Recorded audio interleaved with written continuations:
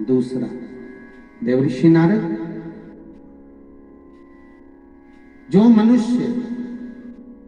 मस्तक पर त्रिपुंड धारण करता है, मस्तक पर त्रिपुंड लगाता है, शिव कहते हैं उसको मृत्यु के पश्चात भटकना नहीं पड़ता। शंकर कहते हैं वो मेरे ही धाम पर, मेरे ही संग कैलाश पर आकर विराजमान हो जाता। तीसरा, शिव मंदिर के नजदीक में, शंकर के पास में जो बेलपत्र का वृक्ष रोपित करता है, बेलपत्र का या शमी का वृक्ष जो लगा देता है और वो बेलपत्र शिव को समर्पित होती रहती है,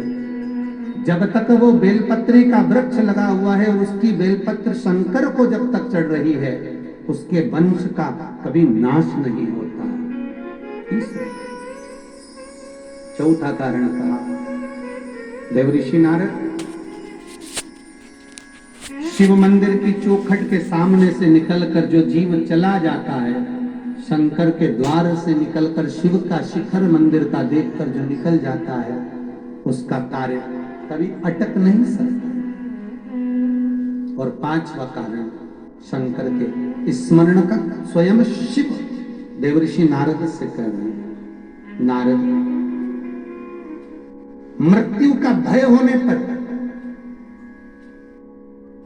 संसार में भटकने वाला व्यक्ति जब मृत्यु के भय में पड़ जाता है, कोई बीमारी, कोई रोग, कोई कारण, कोई एक्सीडेंट, कोई कारण में जब मनुष्य फंस जाता है, तो शंकर कहते हैं नारद, उसके मुख से, उसके स्मरण से, उसके परिवार के स्मरण से एक बार भी अगर दिल से मेरा नाम निकलता है, तो मैं उस रोग को, उस कष्ट को, उस